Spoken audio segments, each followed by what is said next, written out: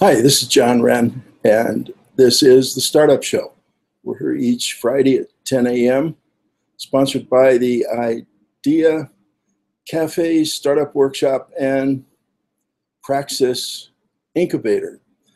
We do a live version of that each Friday afternoon here in Denver, 2 p.m., Panera Bread Cafe, just a block from the Capitol, right on the corner of 13th and Grant. It's free and open to everybody, and what we do in the morning is talk about startup, and then we try to actually help some people get started in the afternoon. So if you are starting something new, or if you want to start something new, a new project, a new campaign, a new career, or a new business, you're in the right place. This is broadcast live to the world, heard around the world on the internet each Friday morning, 10 a.m. Mountain Time, or by recording. So if you like what's said today, forward it on to a friend, and maybe they'll watch live next week. If you have a question, Twitter at Idea Cafe, and we will try to take your question off Twitter. And if we don't get to it today, we will try to address it first thing next Friday. So mark your calendar, next Friday, 10 a.m., the Startup Show. And you can find it on johnwren.com, on the Small Business Chamber's Facebook page, and our Twitter account, any number of places you can find it. Now, the reason we do this is it's my personal belief that there is a lot of bad information about startup, and it can be very discouraging for the person that wants to do something new, especially. And I first started doing this back over 20 years ago. And I wasn't on the internet, but I had a TV show and a radio show, and we'd have people on talk about how they started their business. And then we'd have a meeting after the show at Coble Library. And the guests would come over, and they would usually say, now let me tell you what really happened. Because on the air, when we're broadcasting, very often people will sort of put a rosy glow on the startup story and try to make it make a little bit more sense. But you get them alone, and it's kind of almost a random act. They get an inspiration, they try something, one thing leads to another, and suddenly they're in business. Now, the Startup Workshop has been around, has evolved into what we call the Idea Cafe Startup Workshop and Praxis Incubator. It's a meetup.com group, free and open to everybody, and we'd love you to start one in cooperation with your local chamber. We'll help you do that if you'd ask us to. And the umbrella that we put over it all is Small Business Chamber of Commerce, Inc. It's a Colorado nonprofit corporation. And it's had no money in, no money out. This has been a labor of love, and I'm trying to change that and to try to make it into something that will survive me being, dying, or being incapable of continuing this myself, because I think it's an important message. Because there is, I said earlier, a lot of bad information about startup. And the Small Business Chamber, these Idea Cafe startup workshops, are designed to try to help overcome some of that bad information with a person that has an idea that they would like to do something different. I worked for Snelling and Snelling, and personnel agency. People come in, they want a new job, and what we would do is interview them, find out what they did before. And very often, what we would end up doing is placing them in a job exactly like what they had done before. They're changing jobs because they want something different. We send them out on a couple of interviews, and then the third or fourth interview is to a competitor of whoever they worked for before, because they know that business and they want to change. But where they're going to make more money is just staying in the traces, continuing to do what they've always done before. And that's really too bad. That the world works that way, but it does. There's tremendous inertia. Once you start doing something, it's hard to change. Whether you're selling diamonds, there's a movie about a diamond salesman. It's really pretty good. And there's movies about barbers. There's all kinds of movies about people doing some particular line of work. And the message in most of them is clear. It's better to keep doing what you've always done before. So making that change in a career is very, very difficult. Going from being a teacher to being in business one way or the other is very difficult. Going from being a waitress to being a professional salesperson is very difficult. And the tendency is to just keep doing what we've always done before.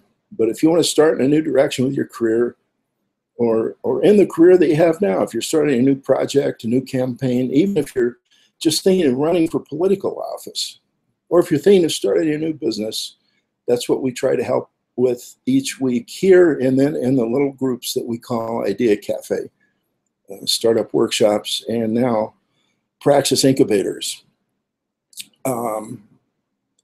If you're having a hard time getting started, going in a new direction, very often the problem is maybe you're trying too hard. Maybe you're doing too much thinking. Maybe you need to get away and waste a little bit of time with God.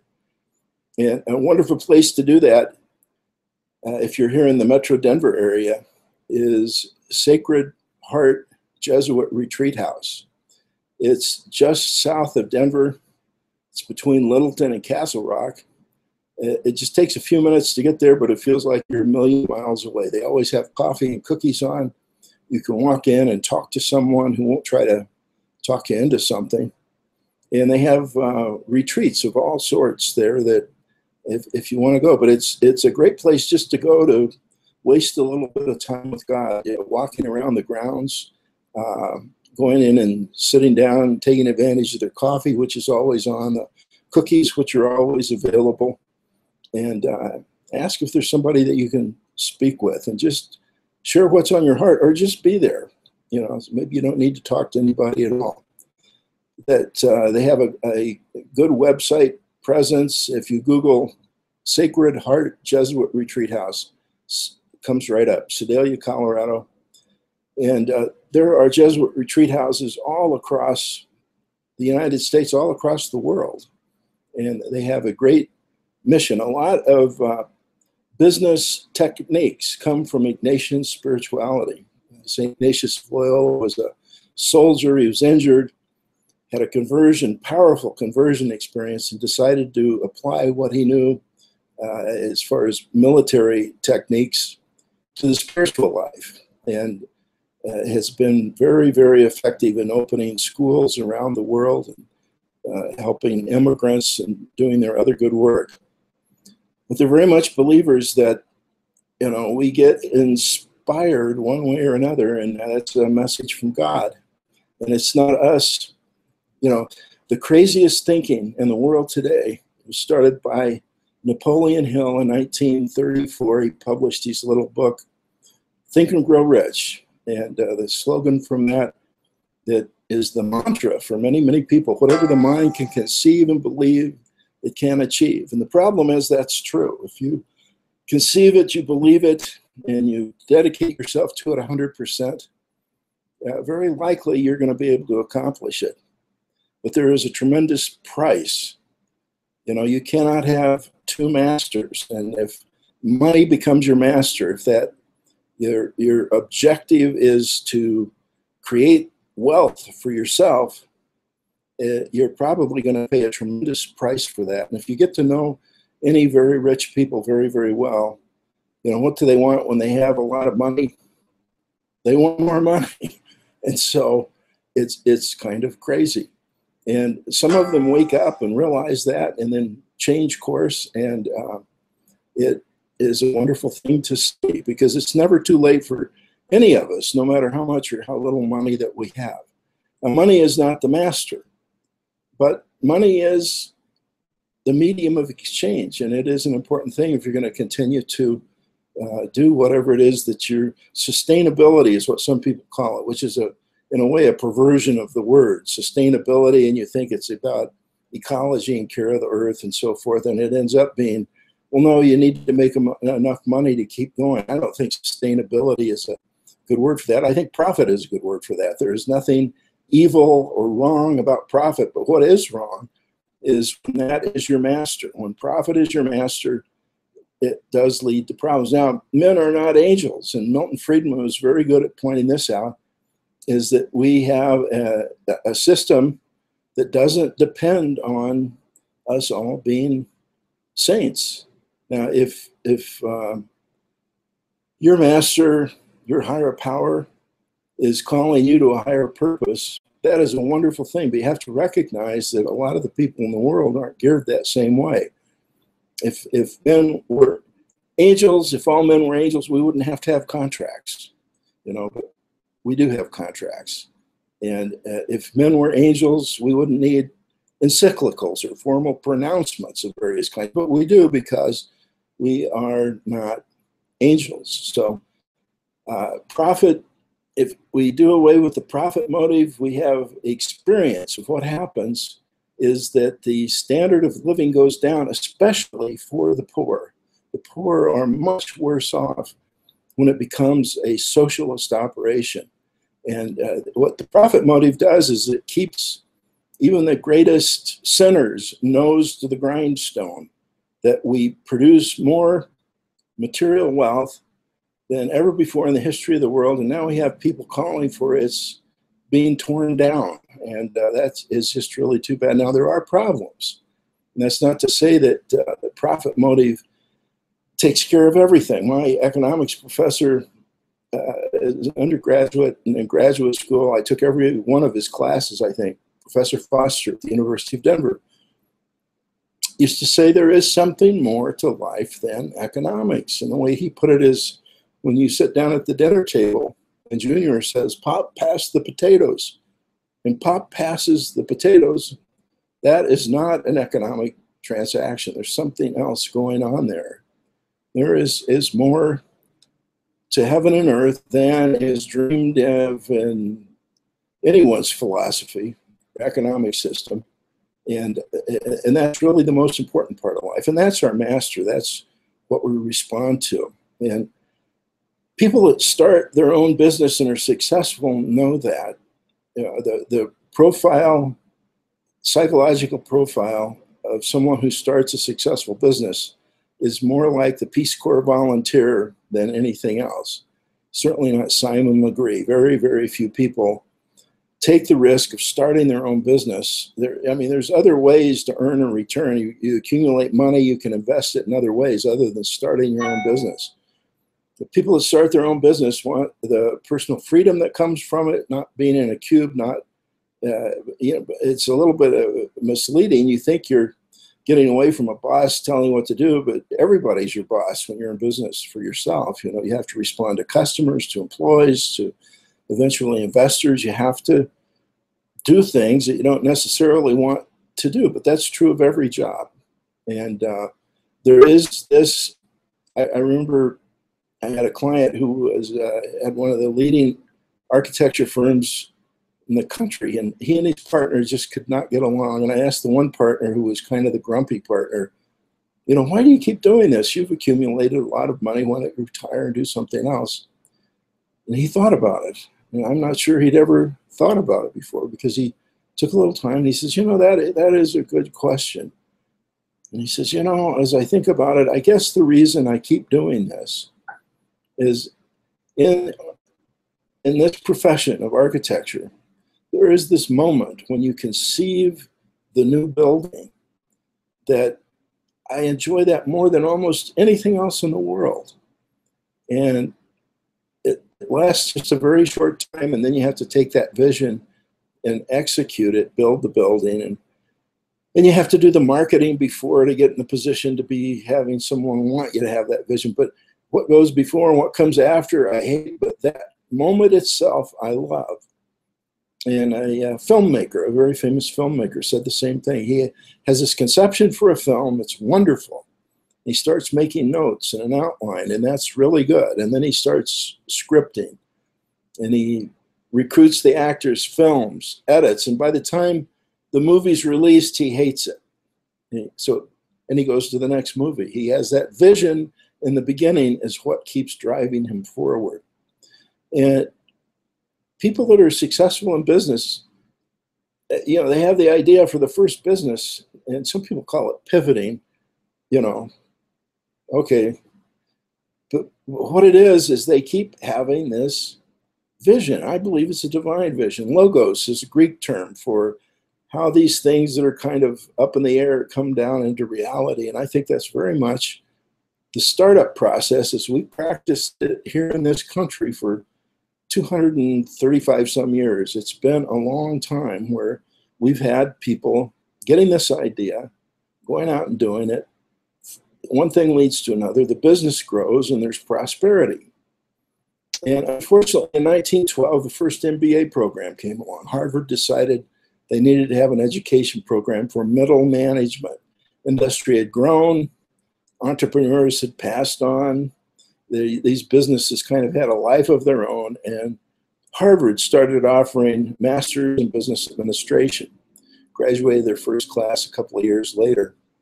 And that's probably helped. It's probably been a very good thing that large corporations have a source of managers who understand how the hierarchy works, what finance is, what marketing is, and so on and so on.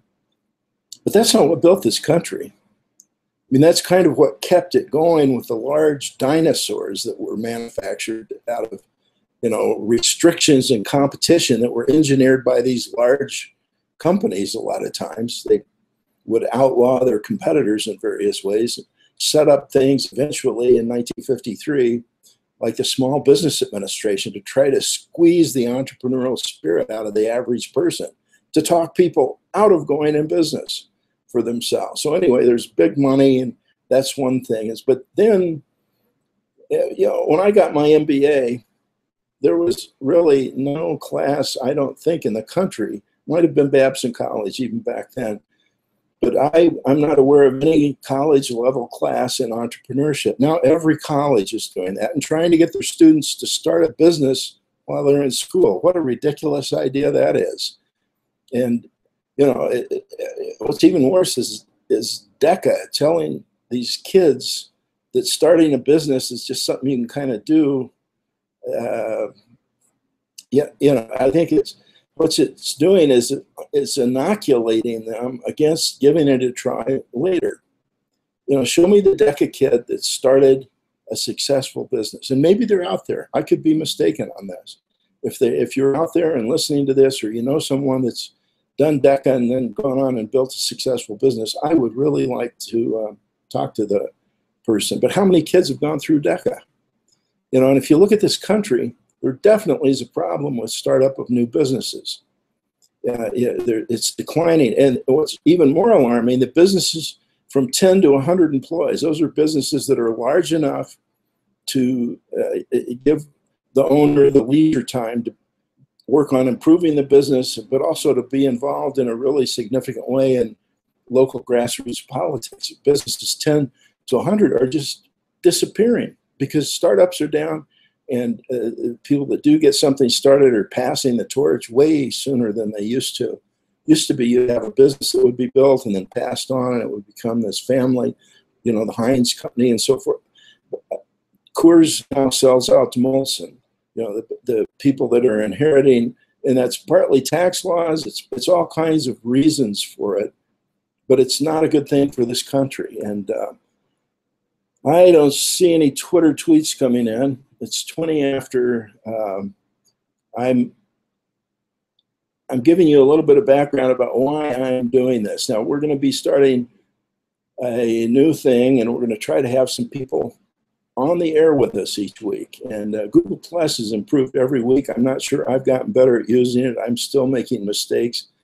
We're going to have somebody on today. But if you'd like to be a guest on the show, if you've got a startup story to tell about how you actually got started, not how you think businesses should start, but what you did, and you'd be willing to share it in this kind of a forum, I would love it if you'd give me a call on Monday, not today, but Monday. Give me a call, John Wren, 303-861-1447. It's 303-861-1447 on Monday, and we'll be getting people on the show each Friday to talk about whatever it is you want us to talk about. If you've got a question on your mind about startup, tweet it to us on Twitter. It's at Idea Cafe, at Idea Cafe, and that's our Small Business Chamber site. If you want to be on the show, before you call, it would be very helpful if you'd introduce your business and yourself on our Facebook page. And that's on Facebook, it's the .com / and then Small Business Chamber separated with dots. Small period business period chamber period. And or you can go to our website and links to those things. That's www.smallbizchamber.org. Small biz, B-I-Z, smallbizchamber.org. Or call me anytime, 24/7. I'll get back to you as quickly as possible. On Mondays, I try to pick up right away. Our number is 303-861-1447. The face-to-face Idea Cafe Startup Workshop is really where it happens. And you get a certain amount of value perhaps watching this. I think the biggest value would be to get you to come to Denver and attend one. And if you're outside of the Metro Denver area, then maybe taking it back and starting a similar group with your local chamber. We're doing some tweaking right now. It's a work in process. We're taking our 20-some years of experience and kind of reformulating. One of the things we've done is we've made it, this may not stay part of the name, but it's for right now, even what we're putting out on our meetup.com site is it's also a Praxis incubator. Praxis is a word that was demonized because of some misunderstandings, but it's a very powerful tool. It's a group coming together with a common purpose and a common source of inspiration. It could be a Bible study, and it helps members translate inspiration into action. And so in the Bible studies, the passage is read for understanding. Then it's read again for what is this saying to me in my life right now? And then sharing that. And then the important thing is going out and doing it. It's not just conversation for conversation's sake, which is unfortunately what a lot of Bible studies can end up being. It's sort of like we're all in seminary and we're figuring out how we're going to give our homily. It's just sort of, neutralizes any positive value. But the praxis idea is powerful. And so we're, really praxis is what Ben Franklin was practicing back in 1727 when he and his more ingenious colleagues formed the first Franklin Circle, what they called the Junto. Franklin talks about it in his autobiography, which is a terrific book. And if you just take his autobiography, you could start your own praxis-type group patterned after what he did. Or if you Google how to start a Franklin Circle, there's a wiki that has collected information about what people have experienced. I initiated it, but other people have contributed their thinking, how to start a Franklin Circle, and then start one. If you want help, I'd love to help you. That same phone number, give us a call. Mondays, I try to pick up right away. Anytime else, I try to get back to you just as soon as I possibly can. Except Sunday. I'm going to start making Sunday my no screen day. No cell phone, no computer, nothing. Because this is what blocks most of us, is we get separated from our source of power, higher power and 12-step programs. And that maintaining a connection with our source has to be the #1 priority. And I'm going to start really trying to honor the concept of a full day off, no screen time, 1 day a week, no electronics, no TV, no movies, just wasting some time with God. I might go down to the Sacred Heart Jesuit Retreat House, who knows? And if you are in the middle of struggling right now with any particular problem in the startup process, tweet us and we will try to address whatever it is you send in our show this time next Friday. If you're in Denver, come to our live face-to-face IEA Cafe Startup Workshop. It's every Friday, 2 o'clock Mountain Time, 2 to 3:30 at Panera Bread Cafe on the corner of 13th and Grant. It's just a block from the Colorado State Capitol. And we have a very simple format that tries to help you get going. You know, they have startup weekends. Well, let's start up this weekend. You know, if you come this afternoon, if you're not sure what you're going to do Monday morning, come this afternoon to the startup workshop. Try to get some clarity and then get it started this weekend. Don't go to a startup workshop this week. Let's get started. So that's why we have it Friday afternoon. We say we're for people who just aren't sure what they're going to do Friday morning. Now, a lot of times, if you've got this idea, the best way to learn about whatever business it is you want to go into is to get a job working it. If you want to be open a new coffee shop, go to work in a coffee shop. You know, the next best thing is to go and sit and watch and observe. But you learn things as an employee that you never learn on the outside looking in. So get a job in the industry that you want to pursue. And that's why we say we're for people who want to start a new career, a new project, a new campaign, or a new business. And that inspiration that you have, the book that we recommend now, I've got a little book. It's 99 cents in the Kindle version. I'll give you, I think I'm offering $5 back if you buy it and it's not helpful to you. And in the Kindle version, give it a try. If you just Google John Wren, Daring Mighty Things, it takes you about an hour and a half to read through it.